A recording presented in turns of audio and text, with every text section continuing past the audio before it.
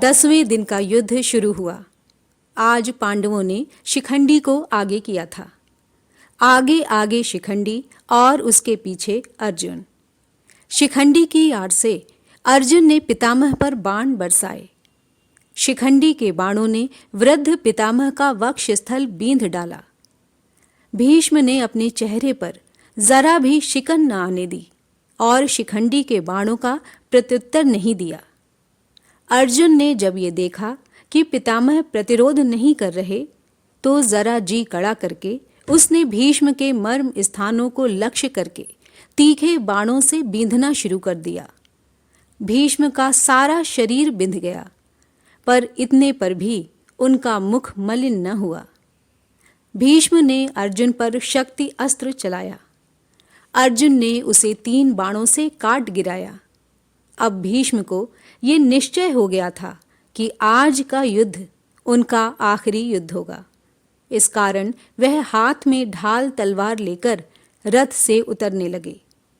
अर्जुन का बाण बरसाना जारी था। उसके बाणों ने पितामह के शरीर में उंगली रखने की भी जगह न छोड़ी थी। पितामह के सारे शरीर में बाण ही बाण घुस गए थे। ऐसी अवस्था में ही भीष्म रथ से सिर के बल जमीन पर गिर पड़े। भीष्म गिर तो गए, लेकिन उनका शरीर भूमि से नहीं लगा। सारे शरीर में जो बाण लगे हुए थे, वे एक तरफ से घुसकर दूसरी तरफ निकल आए थे। भीष्म का शरीर जमीन पर गिरकर उन तीरों के सहारे ही ऊपर टिका रहा। पितामह अर्जुन से बोले, बेटा अर्जुन, मेरे सिर के नीचे कोई सहारा नहीं है, कोई ठीक सा सहारा तो लगा दो।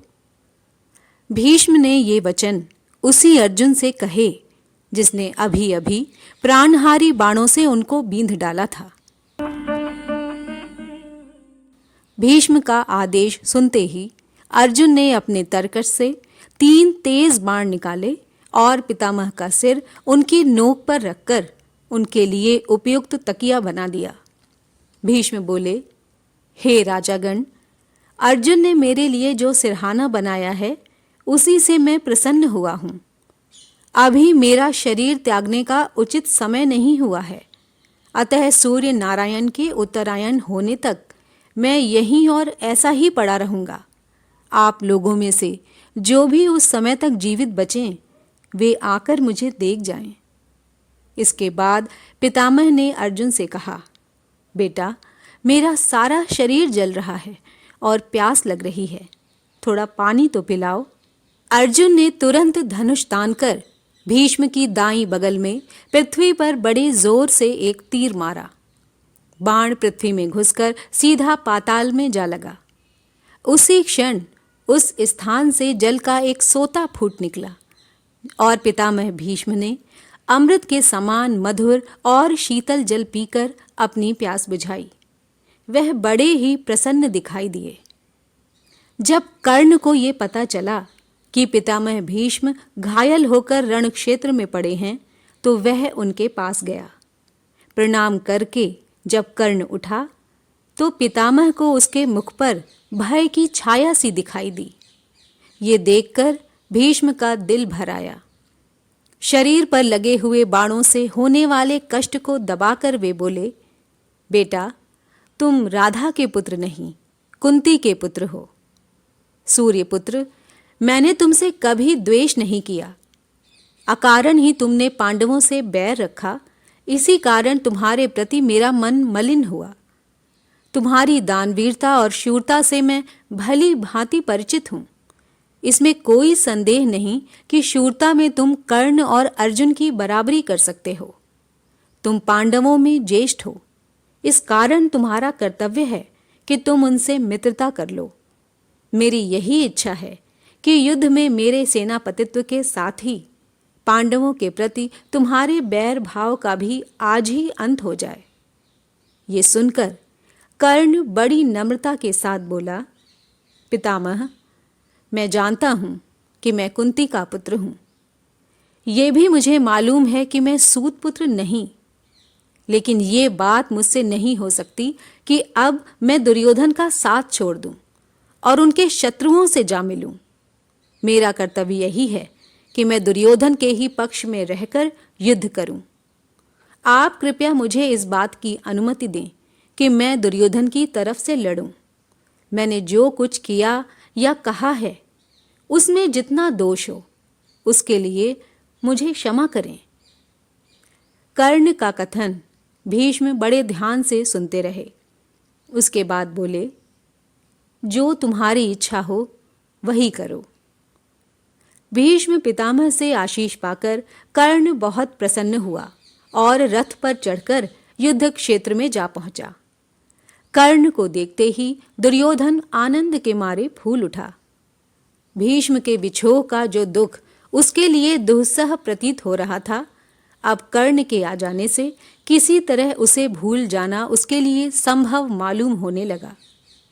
दुर्योधन और कर्ण इस बारे में सोच विचार करने लगे कि अब सेनापति किसे बनाया जाए। रीति से द्रोणाचार्य का सेनापति पद पर अभिषेक हुआ। द्रोणाचार्य ने 5 दिन तक कौरवों की सेना का संचालन करते हुए घोर युद्ध किया। यद्यपि अवस्था में वह बूढ़े थे, फिर भी सात्यकी, भीम, अर्जुन, धृष्टद्युम्न, अभिमन्यु, द्रुपद, काशीराज आदि सुविख्यात वीरों के विरुद्ध द्रोणाचार्य अकेले ही भिड़ जाते थे और एक एक को खदेड़ देते थे। 5 दिन तक उनके हाथों पांडवों की सेना बहुत ही सताई गई। आचार्य द्रोण ने पांडव सेना की नाक में दम कर दिया। द्रोणाचार्य के सेनापतित्व ग्रहण करने के बाद दुर्योधन, कर्ण और दुशासन तीनों ने आपस में सलाह करके एक योजना बनाई। उसके अनुसार दुर्योधन आचार्य के पास जाकर बोला, आचार्य, किसी भी उपाय से आप युधिष्ठिर को जीवित ही पकड़कर हमारे हवाले कर सकें तो बड़ा ही उत्तम हो। दुर्योधन का उद्देश्य तो कुछ और ही था। दुर्योधन को यह भी पता चल गया था कि युधिष्ठिर का वध करने से कोई लाभ नहीं हो सकता। इसके विपरीत यदि युधिष्ठिर को जीवित पकड़ लिया जाए तो युद्ध भी शीघ्र ही बंद हो जाएगा और जीत भी कौरवों की होगी। थोड़ा राज्य युधिष्ठिर को देने का बहाना करना होगा, सो वह कर देंगे और बाद में फिर जुआ खेलकर सहज ही में उसे वापस छीन भी लेंगे। इन्हीं सब विचारों से प्रेरित होकर दुर्योधन ने द्रोणाचार्य से युधिष्ठिर को जीवित पकड़ लाने का अनुरोध किया था। लेकिन द्रोण को जब दुर्योधन के असली उद्देश्य का पता लगा तो वह बहुत उदास हो गए। इससे उनके मन में दुर्योधन के प्रति तीव्र घृणा उत्पन्न हो गई। मन ही मन ये सोचकर उन्होंने संतोष कर लिया कि युधिष्ठिर के प्राण न लेने का कोई ना कोई बहाना तो मिल ही गया। पांडव तो द्रोणाचार्य की अद्वितीय शूरता एवं शस्त्र विद्या के अनुपम ज्ञान से भली भांति परिचित ही थे। अतः जब सुना कि द्रोणाचार्य ने युधिष्ठिर को पकड़ने का निश्चय ही नहीं किया है बल्कि प्रतिज्ञा भी की है, तो वे भी भयभीत हो गए। सबको यही चिंता रहने लगी कि किसी भी तरह युधिष्ठिर की रक्षा का पूरा पूरा प्रबंध किया जाए।